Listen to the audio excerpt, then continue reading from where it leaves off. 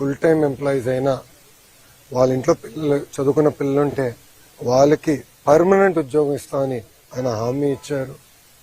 వాళ్ళు నివసించాలనుకుంటే ప్లాంట్లోనే ఇల్లు ఉండేదాన్ని కూడా ఆయన ఇస్తా అన్నారు. ఇంతేకాకుండా పర్మనెంట్ ఎంప్లాయీస్కి చాలా స్పష్టంగా ఇంత రావాలనేది ఉంది నిబంధనలు. అది కూడా మేము రివ్యూ చేస్తున్నాం.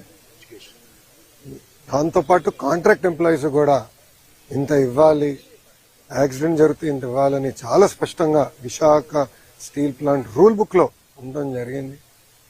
మేము ఇక్కడ వచ్చి కేవలం ఏదో చెక్ అందించే లేదానికి రాలేదు. ఆ కుటుంబాలకి శాశ్వతంగా అండగా నిలబడడానికి ఈరోజు ఎన్డీఏ ప్రభుత్వం అడిగేసింది. గతంలో ఎప్పుడు లేని విధంగా పర్మనెంట్ జాబ్ ఇస్తామని పెద్ద మనసుతో కుమారస్వామి గారు ఒక హామీ ఇచ్చారు. కేంద్రంలో ఉన్న సెక్రటరీ గారు ఇది ఎక్కడ లేదు కదా సార్ అంటే, అవసరమైతే నేను కేబినెట్ కూడా తీసుకెళ్తా, nothing to worry, I will get it done, నాది బాధ్యత. ఎందుకంటే ఆ కుటుంబాలకు మన అండగా నిలబడాల్సిన సమయం ఇదని ఆయన చెప్తాం జరిగింది.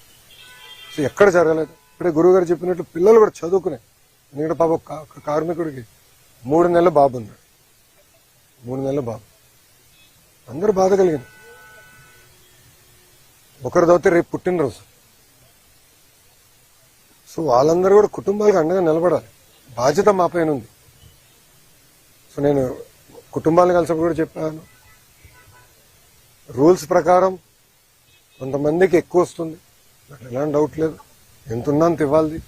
ఆల్రెడీ సీఎండీ గారు స్పష్టంగా చెప్పారు. నిన్న కుమారస్వామి గారు ఇచ్చిన ఆదేశాల మేరకు ఈరోజు డేట్ మారే లోపల 25 లక్షల రూపాయలు ఫస్ట్ విడత కింద 8 మంది వాళ్ళ అకౌంట్లో డబ్బులు వేస్తూ జరుగుతుంది. ఇంతేకాదు దాని తర్వాత రావాల్సిన ఎక్స్గ్రేషియా, పిఎఫ్ అకౌంట్ నుంచి రావాల్సిన డబ్బులు, స్టీల్ ప్లాంట్ ఇవ్వాల్సిందంతా కూడా మేము మొత్తం క్యాలిక్యులేట్ చేసి ఆ కుటుంబాల అకౌంట్లో వేసే బాధ్యత ప్రభుత్వం తీసుకుంటుంది. అక్కడితో మేము ఆగం. మేము అందరూ వచ్చేటప్పుడు కారులో కూడా మాట్లాడుకున్నాం, వర్మ గారు నేను కూడా డిస్కస్ చేసాం.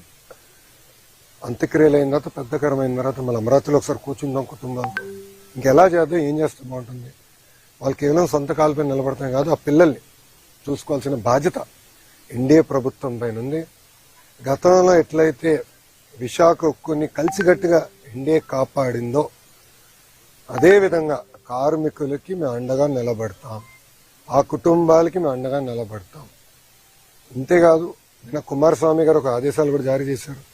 3 సీనియర్ మెంబర్స్తో కమిటీ వేసి, వాళ్ళు ఇప్పుడు సుమారుగా 4-5 వాళ్ళు వస్తున్నారు. కమిటీ మొత్తం రివ్యూ చేస్తారు, డేటా అంతా చూసుకుంటారు. ఆ టైంలో 2nd, 3rd, 4th ఎక్కడైతే యాక్సిడెంట్ జరిగిందో అక్కడ ఉన్న కార్మికులతో కలుస్తారు. వాళ్ళది కూడా ఏం జరిగింది ఏంటని తెలుసుకుంటారు. ఇది కింద నుంచి కారింది కాదు, ఏంటేదో లాగితే ఫినిష్డ్ ప్రోడక్ట్ బయటకు వచ్చింది కాదు, పైనుంచి పొంగుతాం కూడా కాదు, కక్కింది. పొంగినది వేరే రకంగా అనుకోవచ్చు, కానీ కక్కింది. ఎందుకు జరిగింది, ఎక్కడ జరిగింది, ఎందుకు ఇక్కడ జరిగింది, దీని వెనకాల ఏంటి, మొత్తం మనం క్షుణ్ణంగా పరిశీలించాల్సిన బాధ్యత అటు స్టీల్ ఇండస్ట్రీ పైన ఉంది, రాష్ట్ర ప్రభుత్వం పైన ఉంది. తప్పనిసరిగా నివేదిక వచ్చిన తర్వాత ఏం చర్యలు తీసుకోవాలో ప్రభుత్వం తీసుకుంటుంది. కానీ ఈరోజు యాక్సిడెంట్లో దెబ్బలు తగిలిన కార్మికుడిని హాస్పిటల్లో కలిశారు. ఆయన పేరు శ్రీనివాస్. ఆయన కలుస్తుంటే ఆయన ఒక మాట అన్నాడు, అయ్యా మాకు దెబ్బలు తగిలినాయి, మీరు వచ్చారు పెద్ద మనసుతో మాకు అండగా నిలబడతాన్నారు, కానీ విశాఖ ఉక్కుని మీరు కాపాడండి, మీరు ఉక్కుతో అండగా ఉండండి, ఈ ఫ్యాక్టరీతో అండగా ఉండండి, ఉక్కు ఫ్యాక్టరీతో అండగా ఉండండి. ఇది కేవలం మా కుటుంబాలే కాదు, లక్షలాది కుటుంబాలు గాజువాక విశాఖపట్నంలో దీనిపైన ఆధారపడి ఉన్నాయి, చూసుకోవాల్సిన బాధ్యత మీదని ఆయన చెప్పారు. ఇన్ఫాక్ట్ ఆయన చెప్పినప్పుడు నేను అనుకుంటే ఆయన గురించి, ఆయన కుటుంబం గురించి మాట్లాడుతున్నాడేమో అనుకున్నా. వర్మ గారు కరెక్ట్ చేశారు, లేదు బాబు విశాఖ ఉక్కు గురించి ఆయన మాట్లాడుతున్నాడు. అంటే ఎంత పెద్ద మనసుతో కార్మికులకి ఎంత ఎమోషనల్ అటాచ్మెంట్ ఉందో నిజంగానే నేను ఈరోజు తెలుసుకుంటాం జరిగింది. ఇంతేకాదు ఉత్తరాంధ్రలో పెద్ద ఎత్తున పెట్టుబడులు వస్తున్నాయి, మీ అందరూ తెలిసిన విషయమే. డేటా సెంటర్లు అవ్వచ్చు, ఐటీ అవ్వచ్చు, హెవీ ఇండస్ట్రీలు కూడా పెద్ద ఎత్తున మిగతా ఉక్కు ఫ్యాక్టరీలు వస్తున్నాయి. ఇంకా కొన్ని అనౌన్స్మెంట్ త్వరలో రాబోతున్నాయి. ఇవన్నీ వచ్చినప్పుడు స్కిల్ డెవలప్మెంట్ అనేది చాలా చాలా అవసరం. ప్రధానమంత్రి గారు కూడా చాలా స్పష్టంగా ఐటీఐస్కి సుమారుగా 60,000 కోట్ల రూపాయలతో స్కిల్ డెవలప్మెంట్ కి ప్రత్యేక శ్రద్ధ పెట్టారు, ప్యాకేజ్ ఇచ్చారు. దాంట్లో భాగంగా ఫస్ట్ ప్రాజెక్ట్ మన పాయకరావుపేట అనిత గారి నియోజకవర్గంలో అటు ఆసిలర్ మిత్తలు, ఎందుకంటే వాళ్ళు కూడా ప్రైవేట్ సెక్టర్ కూడా కొంచెం డబ్బులు పెట్టండి, వాళ్ళు ముందరికి వచ్చి మేము పెడతామని చెప్పి పెద్ద ఎత్తున ట్రైనింగ్ కూడా చేయాల్సిన అవసరం ఉంది. అటు ఫార్మా అవ్వచ్చు, స్టీల్ అవ్వచ్చు, మిగతా మ్యానుఫ్యాక్చరింగ్ సెక్టర్స్ అవ్వచ్చు, ట్రైనింగ్ అనేది చాలా చాలా అవసరం. దాంట్లో ఎలాంటి సందేహం లేదు. ఒక విద్యాశాఖ మార్చులుగా నా పైన బాధ్యత ఉంది, ఎందుకంటే స్కిల్ డెవలప్మెంట్ నాకు ట్రైనింగ్, రీట్రైనింగ్, నిరంతరం ట్రైనింగ్ చేయాల్సిన బాధ్యత మా పైన ఉంది. అది కూడా ప్రభుత్వం చాలా సీరియస్ గా తీసుకుంటుందని ప్రజలందరూ కూడా తెలియజేస్తూ, ఇప్పుడు మీడియా మిత్రులకి ప్రశ్న ఉంటే సమాధానం చెప్పడానికి నేను సిద్ధం.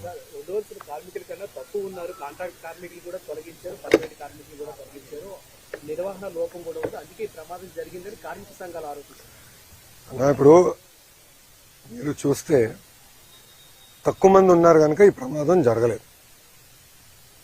ప్రాసెస్ లో ఎలాంటి ల్యాబ్స్ లేదు, డీవియేషన్ లేదు. ఇది వాటి నుంచి అది కక్కింది. ఎందుకు కక్కిందంటే తెలియదు. ఇన్ఫాక్ట్ ఎక్కువ మంది దాని కింద ఉంటే చనిపోయే పరిస్థితి, ప్రమాదం ఉండేది. సో ఇది ప్రాసెస్ లోపాలు ఎక్కడ జరగలేదు.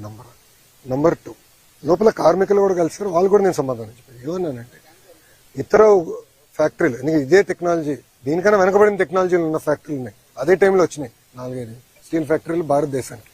రష్యన్ టెక్నాలజీతో ఏర్పడిన factory, one of the best technology. In fact మనం హైదరాబాద్లో కట్టిన ఇల్లు, ఉండవల్లో, ఇప్పుడు అమరావతిలో మేము కట్టే 2 ఇల్లు కూడా విశాఖ స్టీల్ వాడే కడుతున్నాం. ఎందుకంటే క్వాలిటీ బాగుంటుంది, స్ట్రెంత్ బాగుంటుంది, టెక్నాలజీ మంచిదని అందరూ బలంగా నమ్ముతూ టెస్ట్ కూడా చూపిస్తుంది. సో అక్కడ ఎంతమంది ఉన్నారు, ఇక్కడ ఎంతమంది ఉన్నారు, కమిటీ మొత్తం క్షుణ్ణంగా పరిశీలిస్తుంది. చేసి తగిన చర్యలు మేము తీసుకుంటాం. ఇది ఇంకోసారి జరగకూడదంటే అది ఎందుకు కక్కిందనే తెలుసుకోవాలి. కింద ప్రాసెస్ లోపాలు జరిగితే మీరు అనేది కరెక్ట్, కానీ ఇక్కడ ప్రాసెస్ లోపం జరగదు. కెమికల్ రియాక్షన్ అంతా ముందల స్టేజ్ లో జరిగిపోతున్నాయి. ఫైనల్ మెటల్ వచ్చి ఇక్కడ నుంచి ఒక క్యూబ్ గా తయారయ్యి రన్నింగ్ ప్రాసెస్ జరుగుతుంది. దాని తర్వాత ఇంకా మిగతా ప్రొడక్ట్స్ తయారవుతాయి. సో ఇక్కడ ఎలాంటి కంటామినేషన్ జరిగేదానికి, కెమికల్ ప్రాసెస్ లో తప్పు జరిగేదానికి లేదు. కానీ ఎందుకు జరిగింది, ఎలా జరిగింది, ఏమైంది అనేది తెలుసుకోవాల్సిన అవసరం అందరు. అక్కడ పనిచేసిన కార్మికులకు తెలియదు. ఎందుకంటే 30 సంవత్సరాల నుంచి అక్కడనే పనిచేసిన వాళ్ళు అన్నారు, సార్ మొదటిసారి జరుగుతుంది. సెక్షన్ ఇన్ఛార్జ్ 92 నుంచి పనిచేస్తున్నారు, ఆయన ఎప్పుడు చూడలేదు. సో ఎక్స్పర్ట్స్ కే తెలియదు ఇది ఇక్కడ పనిచేసిన కార్మికులకి పర్యవేక్షణలో ఉన్న లీడర్షిప్ కూడా తెలియదు. అందుకే ఎక్స్పర్ట్స్ వస్తున్నారు. ఎక్స్పర్ట్స్ వస్తే వాస్తవాలు తెలుసుకుంటాం, తగిన చర్యలు తీసుకుంటాం. అది అన్న ఒకటి 4 గంటల 10 నిమిషాలకి జరిగింది. ఇక్కడ ఉన్న 8 అంబులెన్సెస్ కూడా ఇమ్మీడియట్ గా వెళ్ళినాయి. వాళ్ళందరినీ ఇమ్మీడియట్ గా తరలిస్తాం జరిగింది. ఇది ఆసుపత్రులకి ఇమ్మీడియట్ గా తరలిస్తాం కూడా జరిగింది. ఇంతేకాకుండా కలెక్టర్ గారు వచ్చారు, సిపి గారు వచ్చారు, హోంమంత్రి గారు వచ్చారు, ఎంపీ గారు వచ్చారు, ఎమ్మెల్యే గారు వచ్చారు, అందరూ వచ్చారు. ఇప్పుడు కుమారస్వామి గారు నేను రాత్రి వచ్చారు సార్. జరిగిన 12 hours కూడా జరగల. 4 గంటల 10 నిమిషాలు జరిగితే ఆయన సుమారుగా 10 కల్ దిగారు. 6 గంటల్లో కుమారస్వామి గారు స్వయంగా వచ్చారు. నేను నిన్న సాయంత్రం వచ్చాను రష్యా నుంచి. ఈ రోజు ఉప ముఖ్యమంత్రి గారు వచ్చారు. ఎందుకంటే ఇక్కడ ఒకటండి, ఎక్స్గ్రేషియా ఇచ్చేదానికో ప్రకటించడానికి కేవలం అదొకటే కాదు మా బాధ్యత. కుటుంబాలను ఆదుకోవాలి, కార్మికులతో అండగా నిలబడాలి, ఏం జరిగిందో మేము తెలుసుకోవాలి, రాబోయే రోజుల్లో ఎలా ప్లాంట్ ని ముందలు తీసుకెళ్లాలి, ఇలాంటిది మళ్ళీ జరగకుండా చూసుకునే బాధ్యత మా అందరిపైన ఉంటుంది. సో దానికే మేము అందరూ వచ్చింది. అదేనండి.